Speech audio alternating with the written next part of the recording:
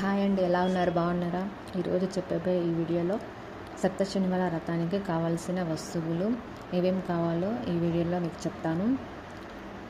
చాలా సింపుల్గా ఇలా చేసుకోవచ్చు.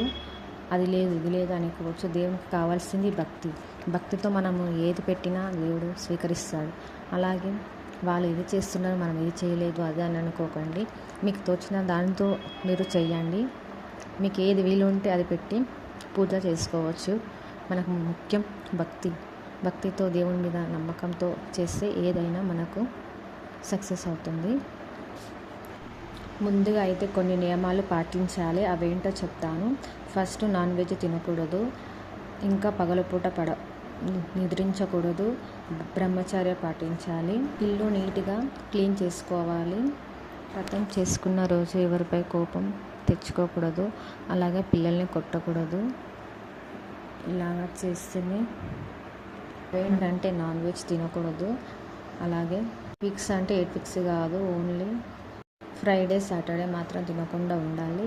ఇప్పుడు కావాల్సిన ఐటమ్స్ ఏమో చెప్తాను చూడండి. అక్షంతాలు, కుంకుమ, పసుపు, గంధము, తమలపాకులు 15 దాకా ఉండాలి. ఇక్కడ గణపతి చేయడానికి కింద బియ్యం ఒక ప్లేట్లో వేసుకొని ఉంచాలి. ఇక్కడ దేవునికి నైవేద్యాలు, అలాగే నువ్వుల ఉండలు, నల్ల నువ్వుల ఉండలు, నెయ్యి, పూలు, ఇక్కడ చలిమిడి. నేను ఇక్కడ దీపాలు ముట్టించడానికి ప్రమిదలు తీసుకున్నాను. అలాగే ఆవు పాలు, ఒకవేళ పంచామృతాలు మీరు చేసుకోగలిగితే పంచామృతాలు కూడా ఉండాలి. అలా బెల్లం పానకం, అరటి పండ్లు, కొబ్బరికాయ, తమలపాకులు మాత్రం చాలా ఉండాలి. 15-20 ఉన్నా పర్లేదు. విడి పూలు, ఆరతి కర్పూరాలు, నూనె, ఒక ఆచరణకి చెంబుతో నీళ్ళు, అలాగే గ్లాస్లో కూడా వాటర్ తీసుకొని అగరబత్తీలు, ఇంకా వెంకటేశ్వర స్వామి ఫోటో కానీ ఏదన్నా విగ్రహం కానీ పెట్టుకోవాలి.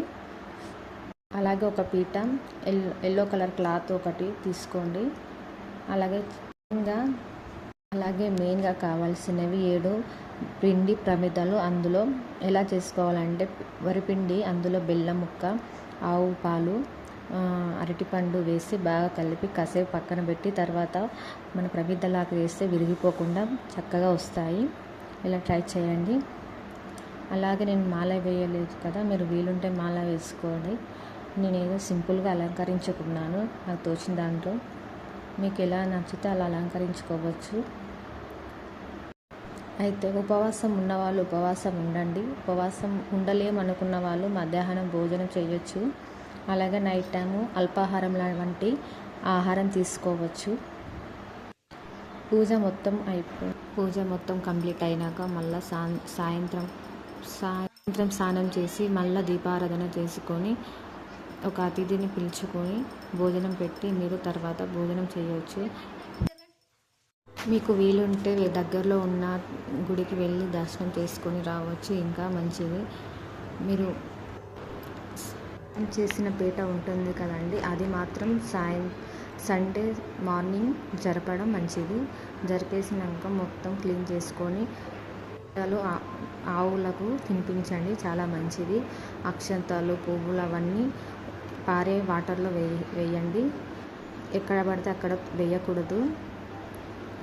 లేకపోతే మీకు వీలు లేకపోతే చెట్లు ఉంటాయి కదా, ఎవరు తొక్కని ప్లేసు ఉండే చెట్ల దగ్గర వేస్తే ఇంకా మంచిది. నేనైతే పారే వాటర్లో మాత్రం వేస్తున్నాను. మీ వీలుని బట్టి అక్కడ మీరు వేసుకోవచ్చు. ఇంకా మీకు ఏమైనా డౌట్స్ ఉంటే కామెంట్ చేయండి, నేను రిప్లై ఖచ్చితంగా ఇస్తాను. అలాగే ఒక లైక్ ఇచ్చి వెళ్ళండి ప్లీజ్. అలాగే సబ్స్క్రైబ్ చేసుకోండి. బాయ్.